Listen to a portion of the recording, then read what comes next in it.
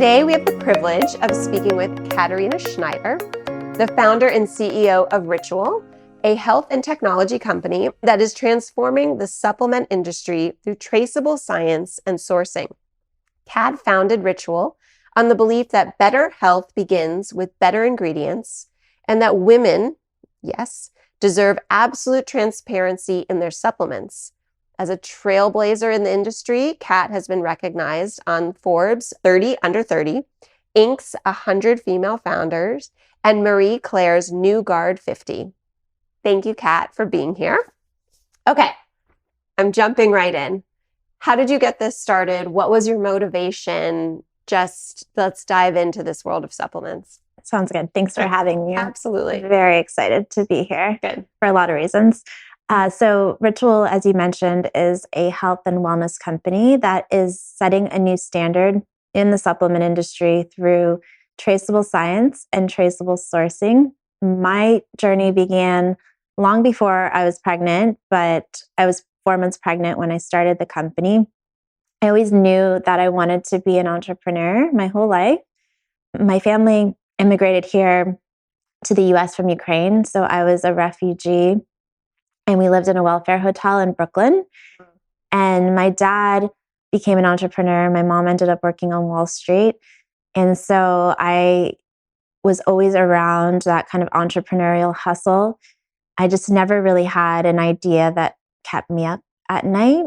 And as I mentioned before to you, before we started, my mom actually had breast cancer. And I became deeply passionate about health. At a young age, I was doing a blood type diet. I was doing, therapy every single week for absolutely no reason. But it definitely shaped me and my life. And I just became deeply, deeply passionate about health. And then when I was 4 months pregnant, my whole world changed. And I knew that I needed to take a prenatal supplement, but there wasn't a brand that I trusted. The industry was extremely opaque, lacking science and transparency. And I knew that all of us deserved better. And so I set out not to only reimagine the prenatal vitamin, but really set a new standard in the entire industry. And I'm so proud that that's what we've done. Ah. And we now have the #1 selling prenatal vitamin in the US online. We've had over 1 million customers to date, surpassed 9 figures in recurring revenue a couple years ago, and have been growing ever since. Okay, so I have to totally stop you and go back for a minute. Yeah. How old was your mom when she was diagnosed with breast cancer, and how old were you? It was the start of college for me. My mom was, I think, in her late 40s. Okay. Yeah. So you were like 18, 19. Yeah. And your mom is okay? My mom is okay now. And so what's interesting was she started her career. She's probably the most inspiring person I've ever met. She's like my inspiration for being a mom and a professional. She didn't know any English. She learned English, ended up working on Wall Street on the trading floor. And she really managed a lot. And it was extremely stressful for her. And we often talk about that stress resulted in health issues. And so she actually quit her job in investment banking and working on the trading floor. And then she turned to macrobiotics. And so that was really interesting because I was exposed really early to macrobiotics. Early on in my life, we were exposed to Ayurveda and all these different alternative medicines. It was like a thing. Yeah, before it was a thing. And it was always interesting to me because it was a little woo-woo and it wasn't scientific, and my mind works in kind of more an analytical medical space. Yeah. And so I was always trying to find meaning or science behind it. I was like, is this on PubMed, what we're doing? But it was interesting because it kind of exposed me to alternative medicine, nutrition, supplements, psychology, food, all these different things that I wasn't really deep in before. Yeah. I mean, and that's such a pivotal age for a young woman, being that age of seeing your hero, your mom, stronger, bigger than life, being, diagnosed with breast cancer and then going through the treatments and thank God coming out the other side. But it certainly shapes and changes you, obviously speaking from experience. And so I remember when I was pregnant with my first child and I was 25, I was pretty young, and the doctor giving me a supplement to take. And I couldn't swallow it. It was the biggest pill I'd ever seen in my life. And I literally couldn't swallow it. I tried multiple times. It came right up. And he said, well, then just literally, this is what he told me, take a Flintstones multivitamin.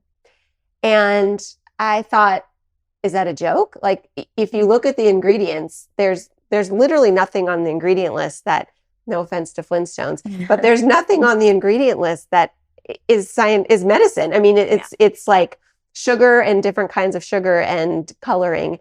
And I thought, this cannot be helpful. And he literally said, it's fine, you'll pee it all out. And I thought, well, then what's the point? Yeah. And I was pretty healthy at 25. I'm probably healthier now, but I couldn't imagine putting something in my body that, one, I wouldn't even stay in my body, and that had no benefits to me, let alone this unborn child. But I didn't have the wherewithal at that time in my life to start a company and come up with my own prenatal vitamin, or, where I was living and what I was doing, there weren't that many options. So good for you for figuring that out. So tell me the first step. Like, how did you're obviously an entrepreneur by blood and spirit, but how did you take that first step and say, first of all, start with prenatals and then like figure out the formula? Who did you work with? How did it get going? Yeah, so my background's actually in venture. So I was running Troy Carter's fund here in LA, and he had invested in over 70 companies, everything from Uber, Dropbox, Warby Parker, Spotify. And I spent so much time around tech entrepreneurs. Mm. And I think that really shaped how the company was born and also the funding that we received. I would say early on, the first step was really getting that funding because I wanted us to double down on science, which clearly is very important to you, and was lacking from the industry. But to invest in clinical studies, to invest in certifications, to invest in third-party testing, that requires capital. And time and energy and blood, sweat, and tears. 100%. It's all about doing the right thing at every twist and turn of the entrepreneurial journey. So I knew that I needed a significant amount of capital to do things the right way. And I was very privileged that my background was in venture because I had a lot of venture relationships. But 4 months pregnant, it wasn't the most ideal time to raise money because I was starting to show, I went into an investor's office and this was kind of uncharted territory at the time. I went into an investor's office and I was like, I'm going to start a family and a business. And the investor was like, you have to actually choose between the two. You can't do both. And eventually I found... They say that to so many men. Like, my wife's at home pregnant with 4 months pregnant and I'm starting a new business. That's not a problem. No, it's a double standard. And I would say is probably more rare today than it was those days. There weren't really great examples of women who were starting companies pregnant, who wanted to build family. Now I have 3 beautiful girls and a thriving business. So it was kind of paving a new path. And eventually I did raise our funding from investors that really believed in our mission and believed that we were going to transform the industry the right way. And so that was really the first step, was raising the money. The second step was hiring a team of scientists. And those were our first hires. So I hired a chief scientist. Where were you at this time, geographically? I was in Los Angeles. Okay. Yeah. I was in Los Angeles. And I would say a lot of the scientists that I was talking to were kind of all over the country. I knew nothing about hiring a PhD registered dietitian and someone in the biomedical sciences field.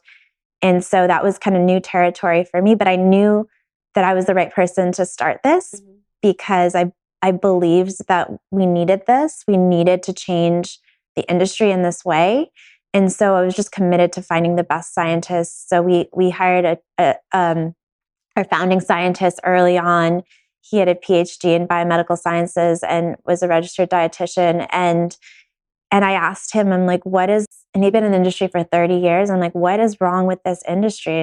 And he knew where all the skeletons had been buried because he'd been working in it for so long. Yeah. And he's like, I wanted to use these ingredients for so long, but no one wants to use them because they're so expensive.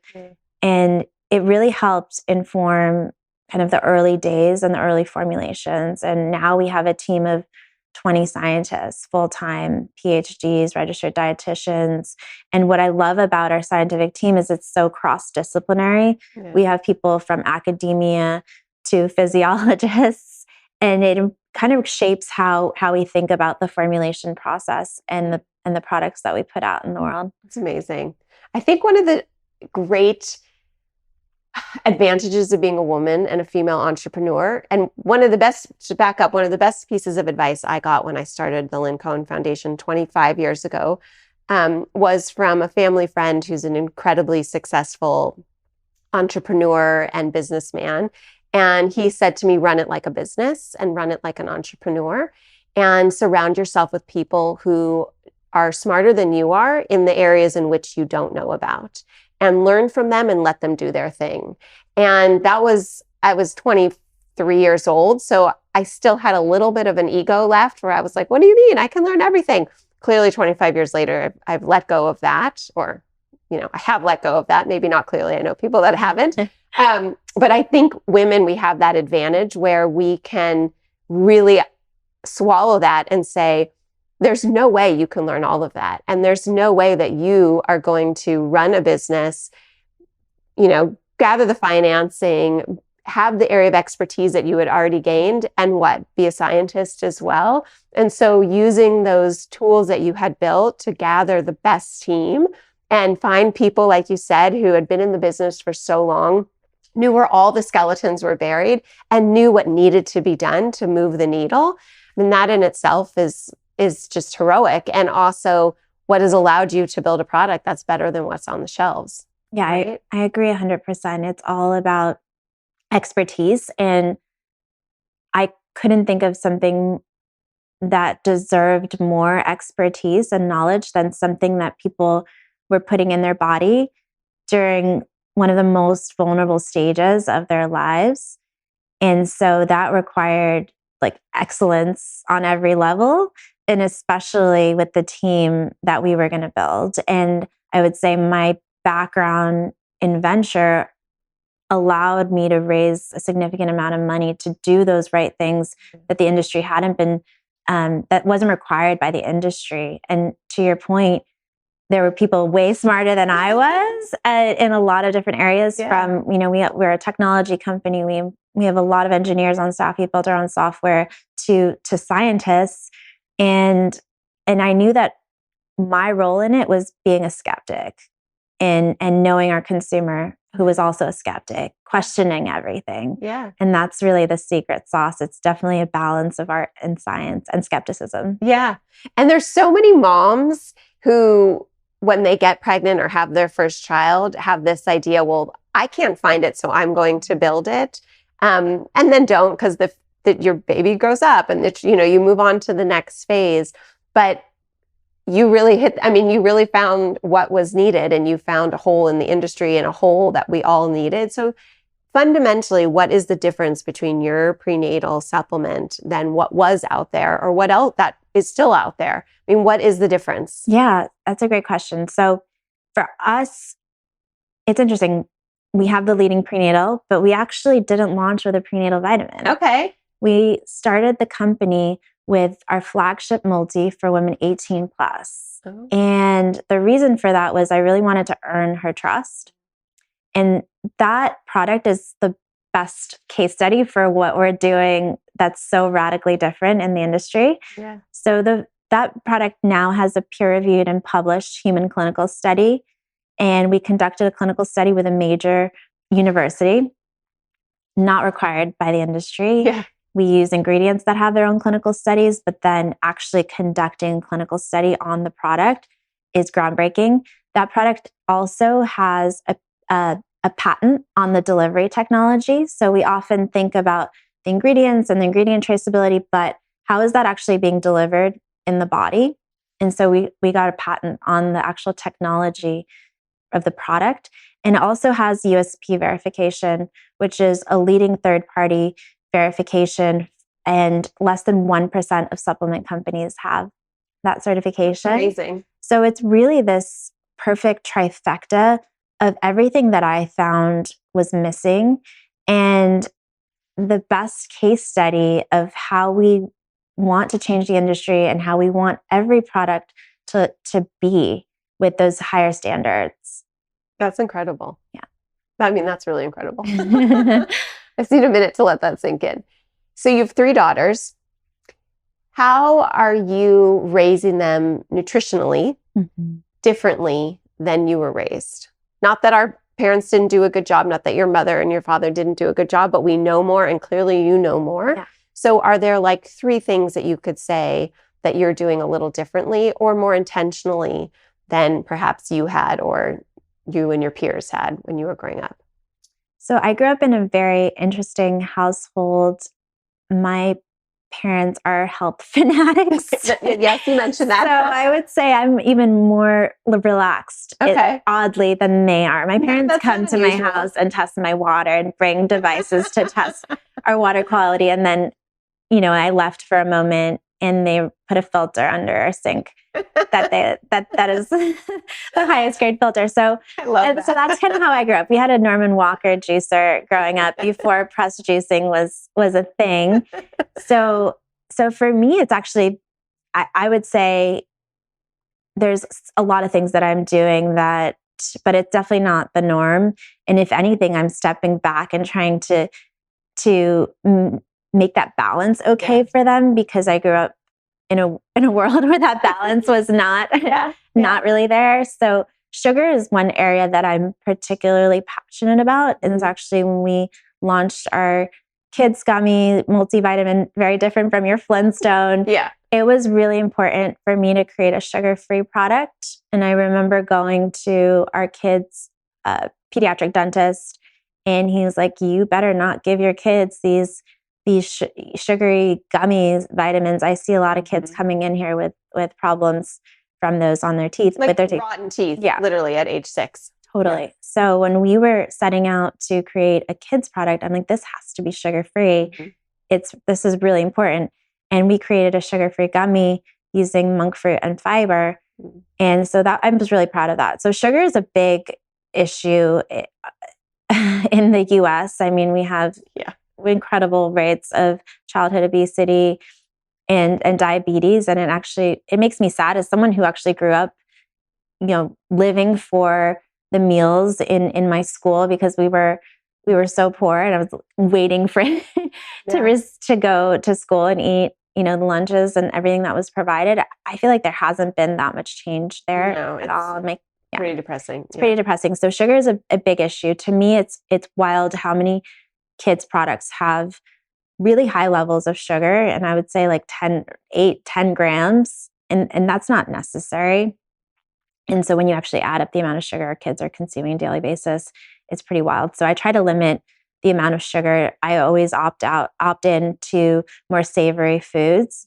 I would say picky eating is another area that I've been really passionate about as I've dove into nutrition, especially having kids that are 2, 4, and 7. Their preferences are so different. Yeah. But one solve there for me has been like actually incorporating my kids into the preparation of food and also the purchasing of produce. So if I love taking them to the farmer's market and having them and kind of just listening what they want, because when you buy the fruits or vegetables or food for your kids, like you're kind of dictating to them what they should be eating, and that's not really fun for them. Yeah. But you discover that, hey, they want this apple, or they want to try an eggplant because they've never tried it because it looks cool. And I think just allowing them to be part of that experience is something that has really kind of changed things for me, and allowing them to cook with you if you have the time and privilege to do so. Yeah, definitely. I'd like to live in your house for a while. I have 3 boys, teenagers. Yeah, so it's a little different story. But now the older 2 are at a point where they will eat anything at this point. But But we definitely had a trifecta of picky eaters for a while, who all wanted very different things. And I think the other thing is just not putting some of that junk food on a pedestal. I think that's really the tricky thing, is when you make it, when you say, hey, you need to finish your dinner so you can get your dessert, that sets a really funky precedent for kids thinking that's the North Star. But when you kind of destigmatize some of the treats and desserts and you normalize it, they're less likely to kind of go crazy for them. Yeah. Or if they're completely off grounds and they're forbidden, they'll just go to their friends' houses when they're older and stuff their face, Yeah, my daughter came home she was LAUSD and they were handing out chocolate milk. She came home and she said, they put chocolate in milk. She'd never seen it. 6 of them. Yeah. And it's just, they're discovering things all the time. And I'm like, yeah, sorry, I forgot to inform you of that. Yeah. And how was it? Did it taste good? So tell me, I think one of the now that we've talked about our kids and eating habits, I think one of the most amazing things about the way that you started with a multivitamin for 18 plus year old women, and then I guess moved into the prenatal world. And first of all, I know you have more than that on the shelves, and what's in gummies for children. And it seems, you're really taking care of people all the way through. I think of, I work a lot with genetic counselors and do genetic testing, women who have a history of cancer in their family. What does that mean for you? Where does that put your risk? Talking about preventive care. And to me, supplements are preventive care, right? It's all in the same world, in the same vein. And I think of, you can't talk about genetics. You can't go have genetic testing done without a genetic counselor with you, because there's too many answers. There's too many questions without a real professional walking you through it.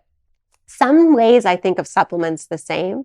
And there's obviously so many choices on the shelf, but also, just simplifying it and saying who helps you through these processes. A multivitamin, a prenatal vitamin are pretty self-explanatory, but then you open this world of, we're so privileged and so lucky in Los Angeles. You go into a market and there's, 1,200 supplements for every single thing.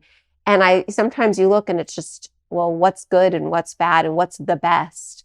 And I feel like you need a little guide next to you helping you out. What's your sort of take on that?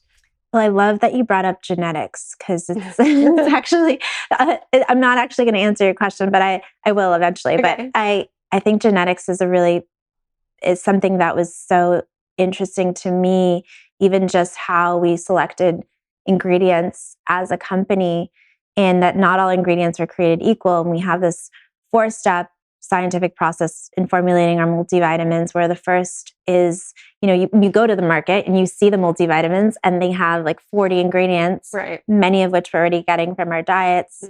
They don't take genetics into account. And so that was a really light bulb moment for us. And we have 20 scientists on staff. We work with some leading institutions. We have scientists that are advisors, like Marie Caudill from Cornell, and world leader on choline, thought leadership.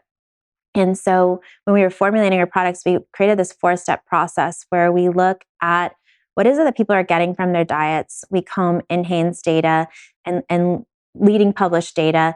And the second step is actually looking at lifestyles. So I'm vegan, looking at certain lifestyles. And the third step is looking at genetics. So we know that genetics impact how we actually utilize certain nutrients. So when I was creating the company, it turned out that there was a difference between folic acid and methylated folate, where over a third of people had a genetic variation. They couldn't properly utilize folic acid, which was found in most multivitamins, and that there was another form, which was methylated folate, that bypassed that genetic variation. But companies weren't using that ingredient. Why? It was more expensive? It's more expensive. It's less stable. And so we wanted to do the right thing. So we have methylated folate in our products. And then the last step is looking how these ingredients and nutrients all work together as a whole. And so that's really an important part of this formulation process.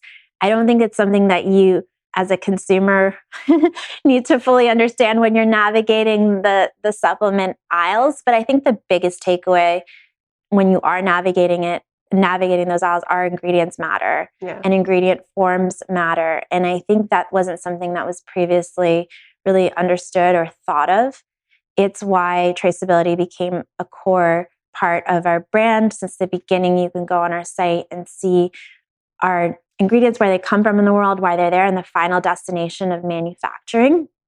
And then more recently, we evolved it and put a certificate of traceability tool on our site where people can actually look up their products, not just see where the ingredients are coming from and the final destination of manufacturing, but they can also see the testing and the sustainability of the packaging materials, the certificates. And a great example of why this is important is when you do go to the aisle of a million supplements and protein powders, there's certain issues with that. And heavy metals are a big issue in the plant-based protein section, I would say. The plant-based proteins are notoriously high in heavy metals, but there's no upper limit or, regulation around those, health protective measures when it comes to heavy metals in plant-based proteins. And so on our site... That's comforting. Yes. Yeah. So be scared, right? So on our site, you can actually go and see our heavy metal results, which is wild because people aren't used to most people don't even realize, I think, that there's heavy metals in everything. We actually list the heavy metal results for our protein powders, which is industry defining. Yeah, absolutely. Wow. Okay. Another thing to think about, what I'm ingesting and what's actually in there. And I think the last thing I want to ask about is, pretty simple actually, is, when the whole world of organic, has been around for decades and decades, but become much more popular and mainstream, especially in the United States in the last handful of decades. People think that it's organic, so it's okay, right? It's organic sugar, organic cane sugar, or organic ingredients are okay. And I think you've already hit the nail on the head saying it's more than that. It's really reading into them and seeing what else is in there. And so how does the average person who wants to take a multivitamin, what are like the few things that they should look for in an ingredient list? An adult, not, adult picking for themselves and adult picking for their kids. I often say that the future of the industry is the evolution of clean to clear. I think we have, in skincare as well, we've just been so focused on things that our products are made without that we have lost sight of what our products are made with. And the evolution is actually setting higher standards for what products are made with, and that traceability, that transparency of what those products are made with. And traceability has become like our rallying cry as a business. Even this term made traceable, which we trademarked, is really transparency with receipts. And so transparency is telling a consumer, hey, take our word for it. And traceability is actually showing them the proof. With Ritual, you can go on our site and you can actually see the final destination of manufacturing for our ingredients. You can see the certifications, you can see the testing, and all the things that really matter. But we're also setting a new clear standard. It's not enough that it's what our products are made without. Although I will say our products are vegan and non-GMO, and sugar-free and all the things. But I think those are table stakes now. And it's kind of like, what else? And what, and protein is such a good example of that, where you could have an organic product, but it's really high in heavy metals. And what is it doing for your health? Packed with sugar. Totally. And so I think the evolution for us as a brand is not just creating high quality products, but really pushing the industry forward. So we recently brought in a chief impact officer and we launched our impact goals, which we can talk about. But one thing that I'm particularly excited about is that we're rolling out our traceable wellness advocacy standards, and they're focused on two things. The first is around heavy metals and pushing the industry to have regulation around setting health protective measures when it comes to heavy metals in supplements and protein powders, like full stop. Yeah. And the second is around the term clinically studied.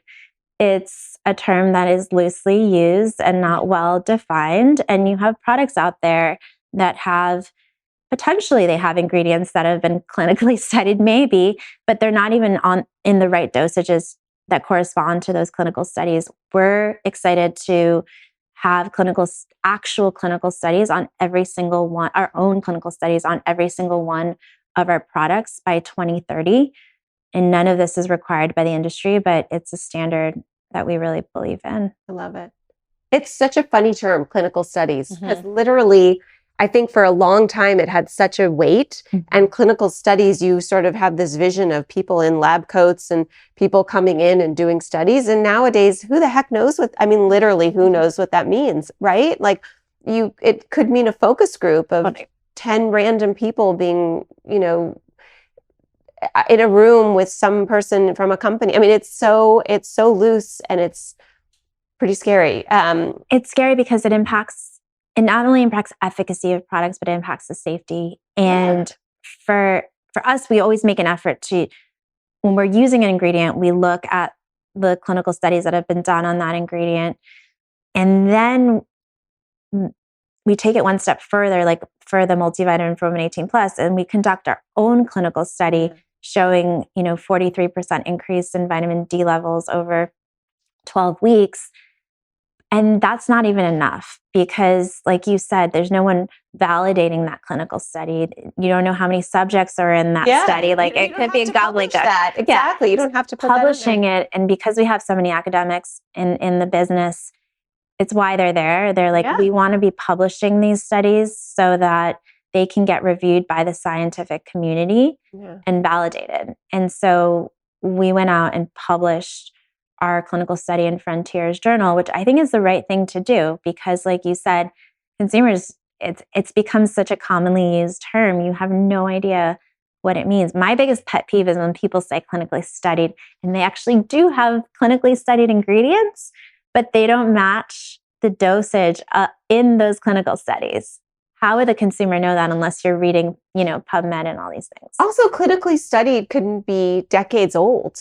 It can be, literally decades old, where industry standards have changed and efficacy levels have changed and actual ingredients and the way they're put together have changed. And you can have different ingredients that are studied separately, but not together. And then the way they interact and commingle is totally a different product when it comes together. So, I mean, it's a lot. It's a lot to ingest and digest. And we're so grateful that people like you have built this amazing company and are taking it, to the next level in such a serious, well-mannered, scientific way. I think we're all better off for it.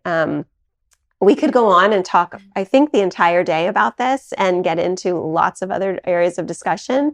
But I'm going to wrap it up and I'm just going to ask you one last question, which is, if there's one more product, if you could only make one more product, one more supplement, one more anything, what would you do? Just the idea of it. Yeah, the idea of it. I'm just excited about creating products in categories where the standards are low. Yeah. Our customer has really high standards. We have really high standards as a company. And it's an exciting challenge for me to see what our customers want. Like our customers, we listen to them. We have an impact team, and we saw that the number one most requested product to date was in the area of gut health. And so more recently, we launched our Symbiotic Plus, which was a prebiotic, probiotic, and postbiotic in a single capsule. And it's been a game changer, the biggest launch to date. And it's so inspiring for me to see how it's actually changing people's lives. And what's interesting there, because it falls under that parallel of traceable science and traceable sourcing, that product, a lot of probiotics just get released in the stomach where they get destroyed, where the bugs get destroyed. Ours, we did an in vitro study in Belgium where we showed that the product gets released in the colon, which is the best place for it to thrive. And those are the moments that I get excited about. It's kind of flipping something on its head and doubling down on science and best in class ingredients. Yeah. And we use two of the world's most clinically studied probiotics in that product. We have a prebiotic and a postbiotic, which is new, kind of a newer area of science. Those are really exciting for me. I think the last thing that I think not just products, but something that I'm really excited about is sustainability. Yeah. And Ritual has, I think, Ritual's been on the forefront of sustainability since day one. We always used vegan ingredients, and we almost have the same approach to sustainability that we have to product development with science at its core. Yeah. And so earlier, we recently became a B Corp certified company, which was a huge achievement in this category that's so focused on health. Yeah. But we've completely been asleep at the wheel in the biggest health crisis of our time, which is climate change.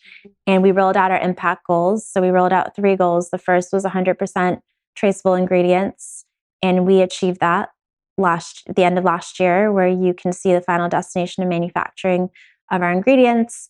And the second goal was sustainable packaging by 2025, which means recyclable, refillable, or recycled materials.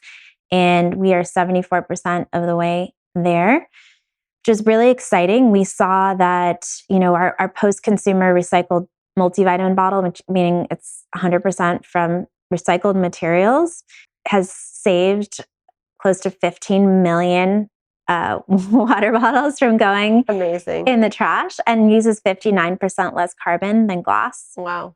And then the third goal for us is net zero by 2030. So really climate change leadership, which I'm really excited about.